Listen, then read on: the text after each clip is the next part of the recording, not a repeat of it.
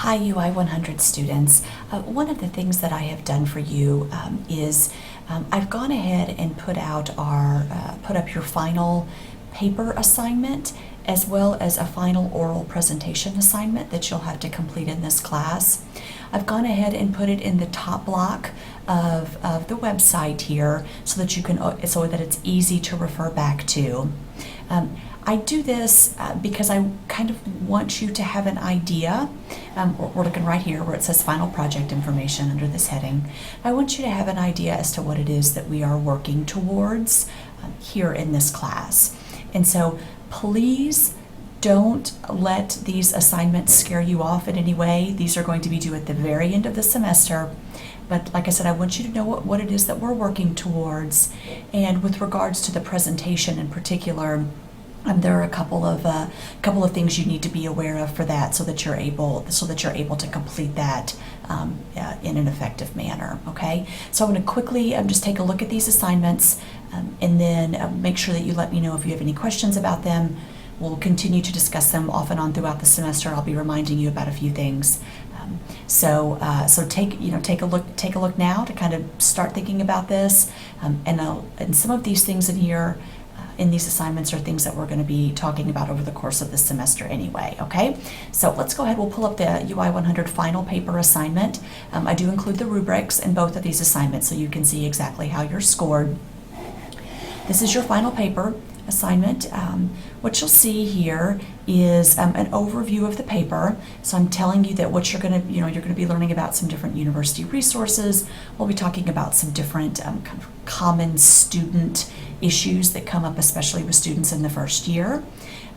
And so we're going to, what you'll be doing is you'll be selecting a topic.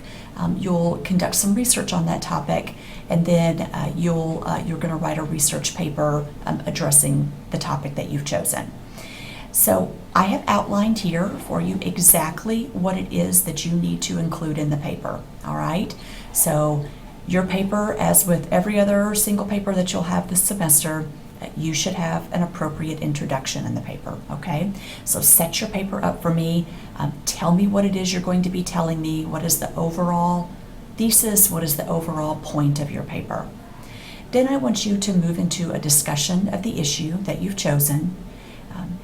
Share with me why you think a student might be aware of this issue, what other factors come into play when discussing this issue. This is a great area to include some of the research that you found. Think about that whenever you're conducting your research. The next section right here is called your personal plan. So what I'd like for you to do is to articulate your personal plan for me as it relates to the success of your chosen issue. So for example, if you choose time management as a topic, and we'll come down and talk about these topics here in just a moment. If you choose time management, perhaps that's something that you yourself have struggled with. Maybe throughout the course of writing this paper, you come up with a better plan to help you with your own time management skills. This is where I want you to share that information, okay? What has worked, what hasn't worked, where maybe you had some challenges, where have you maybe found something that has been a good chance for you to improve that particular area of your life. I then want you to identify some advice that you would give to an incoming student who is maybe struggling with the same issue that you were, or who has had an issue with the topic that you have chosen. So think about that. What advice would you give a new student in that instance? Finally, I want you to wrap things up by having an appropriate conclusion, so make sure that you do that. I have pre-selected some common first-year student, but not all of these are necessarily first-year student issues. Some of them are just student issues. But I've selected some common topics for you to choose from. You must choose a topic from the list unless you have an idea about something else that you would prefer to focus on. If you would like to focus on a different topic than what I have on the list, shoot me off an email, let me know what that topic is. What I will do is I will actually try to conduct some preliminary research to see what information is out there, because I don't want you to pick a topic that you're not going to be able to find anything on, okay? So I'll help you out. I'll conduct some preliminary research for you. And then I'll let you know if it's okay to move forward with that topic, all right? Don't wait too long. If you're wanting to try something different, kind of let me know, preferably in the first half of the semester, so that we can make sure that you're on the right track early on here. The requirements of the paper, it needs to be just about 4 pages long. If it is not exactly 4 pages, do not worry about that. If you go a little over, that's fine. If you're a little under, but you feel like you've covered everything that you needed to, no problem. You must use MLA style formatting, and we will discuss exactly what that means throughout the semester. I'll have some other good resources for you, particularly in the second half of the semester. Essentially, MLA style formatting, do 1-inch margins, Times New Roman 12-point font. In this instance, you'll have a works cited page, proper in-text citations, that is, whenever you've mentioned the research that you found in your paper, how you go about citing that so that you give that author appropriate credit.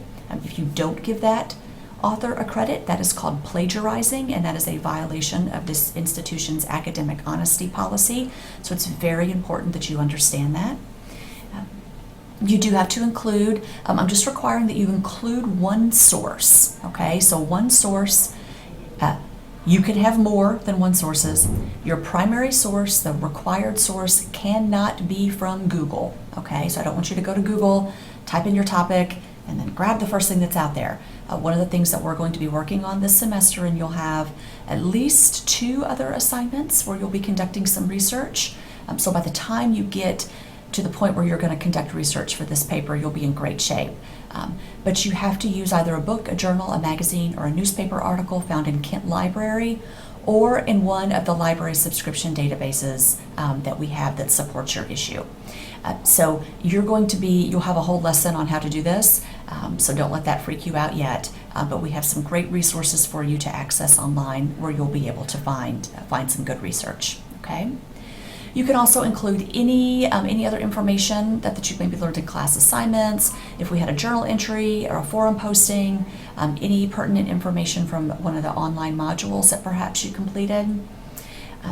I'll be asking you during week 12 of the semester to submit your paper topic to me via a forum posting. So I'll have a forum posting, you'll just go out and tell me what topic you're focusing on. That just lets me know that at that point in the semester, I know you have picked a topic and that you have been thinking about this.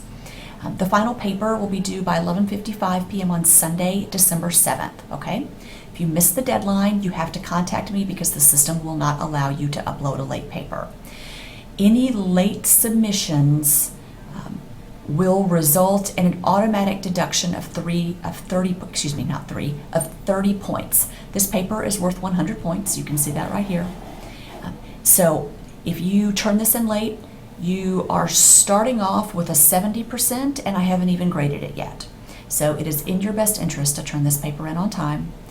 Any paper that's received more than 48 hours after the original due date will receive a 0 score, okay? So if you contact me a week after the paper was due and say, hey, can I please submit this paper late? My answer is going to be, please go back and look at the assignment and the guidelines that I laid out for you.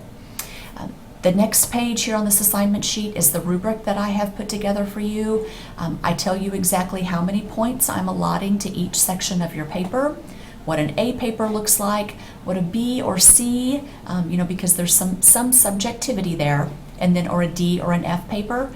So I'm going to look at everything from the introduction, the discussion of your topic, your personal plan, advice that you're given a future student, your conclusion, the overall cohesiveness of the paper, spelling and grammar, your sources, if you use that source appropriately. And you can probably barely see it here, but where it says MLA format, you will have 5 points devoted to that, okay? So make sure that you, if you have any questions, that you let me know. Again, don't let this freak you out. At the beginning of the semester, we're going to be doing, like I said, lots of things over the course of this semester that are going to get you to the point here where you're going to be able to turn in a great final research paper. So let me know if you have any questions, and have a good one. Thanks.